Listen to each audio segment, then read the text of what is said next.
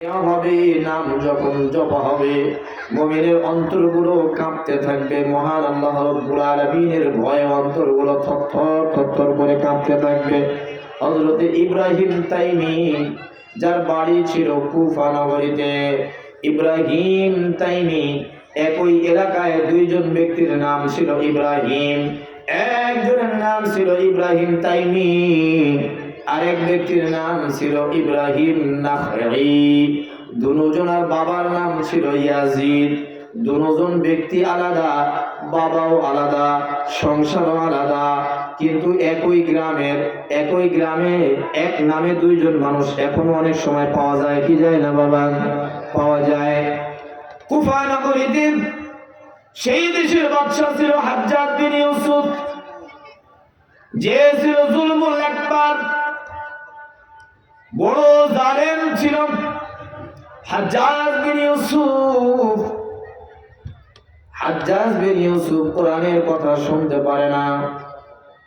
অনেক সময় কোরআনের কথা বলতে গেলে সরকারের বিরুদ্ধেও চলে যায়। অনেক সময় কোরআন হাদিসের কথা নিজের বাবার বিরুদ্ধেও যায় কি যায় না? শুধু তাই নয়, বরং কোরআনের হক কথা বলতে গেলে অনেক সময় নিজের বিরুদ্ধেও চলে যায়। কোরআন একভাবে বলছে আমাকে চলার জন্য, আমি সেইভাবে না চলে উল্টা পাল্টা ভাবে চলি। এইরকম হয়। সরকার রাষ্ট্র পরিচালনা করতে গিয়ে অনেক সময় কোরআনের বিরুদ্ধে অনেক কাজ করে বসে। আর এটা যখন কোরআন হাদিস দ্বারা আলেম উলামা বলে, তখন সরকার মনে করে আলেম উলামা আমাদের বিরোধিতা করে। জোরে বলেন কথা ঠিক কিনা? হাজ্জাজ বিন ইউসুফের বিরুদ্ধে এমন একটা ফতোয়া ইব্রাহিম তাইমি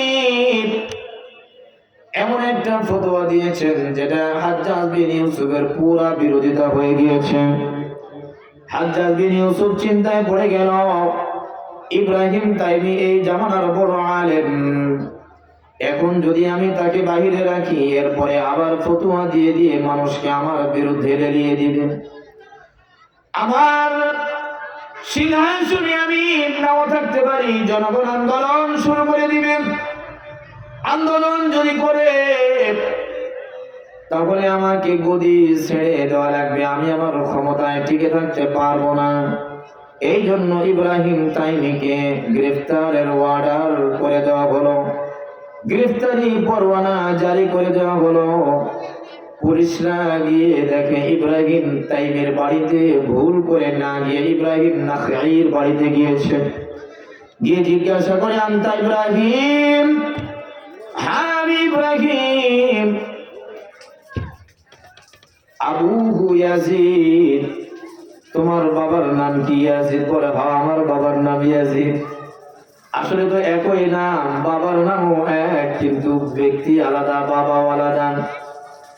ইব্রাহিম নাখঈ বললেন, কি হয়েছে, আপনারা কেন আসছেন আমার কাছে?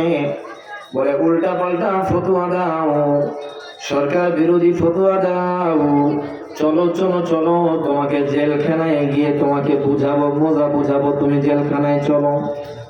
ইব্রাহিম নাখঈ চিন্তা করলেন, প্রশাসনের লোকেরা ভুল করে আমার কাছে আসছে, আসলে তো ফতোয়া আমি দেই নাই, আমি তো শুধুমাত্র একটা কাঠ মৌলবি, কোন রকমের কোরআন তেলাওয়াত করতে জানি, আমি কোনো আলেম না। ভুল করে ইব্রাহিম তাইমিকে গ্রেফতার করতে সে আমার কাছে চলে আসছে। ইব্রাহিম নাখঈ পুলিশদেরকে ডাক দিয়ে বলে, ভাই তোমরা এই জায়গায় একটু দাঁড়াও, আমি আমার মার কাছ থেকে বিদায় নিয়ে আসি। মাকে ডাক দিয়ে বলে, মা তোমার ছেলেকে ভুল করে পুলিশে ধরার জন্য আসছে, হাজ্জাজ বিন ইউসুফ অর্ডার দিয়েছে এই দেশের সরকার। তবে আমার মন বলে ফতোয়া আমি দেই নাই, আমি তো আলেম না।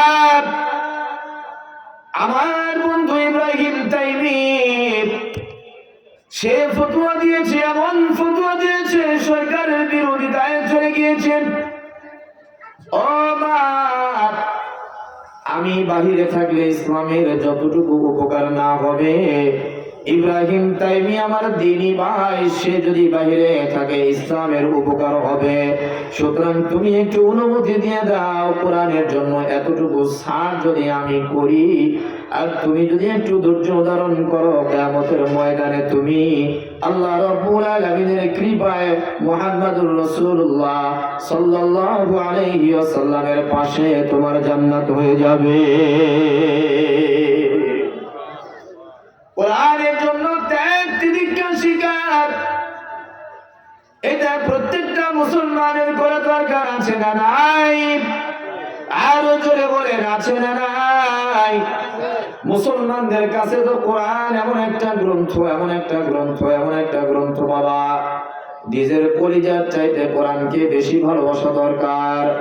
আপনি আপনার কলিজার চাইতে যদি কোরআনকে বেশি মহব্বত না করেন, কিয়ামতের ময়দানে কোরআন যার পক্ষে সুপারিশ করবে, যার পক্ষে সুপারিশ করবে, কোরআনের সুপারিশ পাওয়ারফুল সুপারিশ, এত পাওয়ারফুল যেটা কোন নবী রাসূলের সুপারিশ এত পাওয়ারফুল হবে না। মুসলমানদের অন্তরের মধ্যে কোরআনের মহব্বত আছে না নাই? আরো জোরে বলেন, আছে না নাই? পরীক্ষা করার জন্য এই সময় যদি কোন একজন যুবক কোরআনকে নিয়ে অপমাননা করতে চায়, অন্যান্য যুবকরা তাকে ছেড়ে দিবে। আরো জোরে বলেন, ছেড়ে দিবে? ছেড়ে দিবে না। আমাদের মতো হুজুরদের প্রয়োজনে হবে না।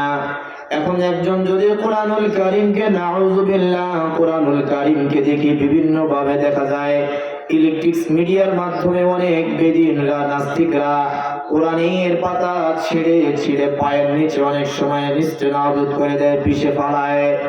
এমনটি যদি আমাদের এই রাস্তায় আল্লাহর কোন বান্দা করতে পারে, তাহলে দেখবেন বরেন্দার এই যুবকরা, এই পোড়াপুকুরিয়ার এই যুবকরা আর সহ্য করবে না, তাকে জ্যান্ত কবর দিবে, আস্ত রাখবে না। এটাই হলো কোরআনের মহব্বত। জোরে বলেন ঠিক কিনা? এই জন্য কোরআনের মহব্বত অন্তরের ভিতরে ইব্রাহিম নাখঈর এত বেশি। মার কাছ থেকে বিদায় নিয়ে এসে পুলিশদেরকে বলে, চলো চলো চলো, আমাকে নিয়ে চলো। পুলিশরা ইব্রাহিম নাখঈকে নিয়ে গিয়ে জেলখানায় ঢুকায় দেয়। এমন একটা জেলখানা, জেলখানার প্রাচীর একটু উঁচা হয় বাবা, যাতে করে মানুষ ওয়াল টপকা সেখান থেকে পালাতে না পারে, এই জন্য উঁচু করা হয়। ইব্রাহিম নাখঈকেও এমন একটা জেলখানায় রাখা হয়। উফা নগরীতে, আরব নগরীতে যারা গিয়েছেন, আরব কান্ট্রিতে বাবা রৌদ্রের তাপ আমাদের বাংলাদেশ চাইতে অনেক গুণে বেশি, অনেক গুণে বেশি। জেলখানা ছিল ছাদবিহীন, মাথার উপরে কোনো ছাদ ছিল না, কোনো ঢাকার ব্যবস্থা ছিল না, খোলা মাঠের মধ্যে জেলখানা, চতুর্দিকে শুধু বাউন্ডারি প্রাচীর রয়েছে। ইব্রাহিম নাখঈকে সারাদিনে একবার খাবার দেওয়া হয়। ইব্রাহিম নাখঈ কোরআনের জন্য কষ্ট করে, মহান আল্লাহ রাব্বুল আলামিনের মহব্বত দিলের মধ্যে নিয়ে কষ্ট করতে থাকে। ইব্রাহিম নাখঈর মা প্রায় 6 মাস পরে নিজের সন্তানকে দেখার জন্য জেলখানায় গিয়ে বলে, আমার ইব্রাহিম নাখঈ কি এই জায়গায় আছে? বলে আছে। জেলখানায় মার সঙ্গে ছেলের সাক্ষাতের জন্য ব্যবস্থা করে দেওয়া হয় বাবা। নিজের মা ইব্রাহিম নাখঈকে দেখে বলে, আনতা ইব্রাহিম, তুমি কি আমার ইব্রাহিম ইবনি, তুমি কি আমার সন্তান ইব্রাহিম নাখঈ? ইব্রাহিম নাখঈর মা সন্তানের দিকে তাকাইয়া নিজের ছেলেকে চিনতে পারে না।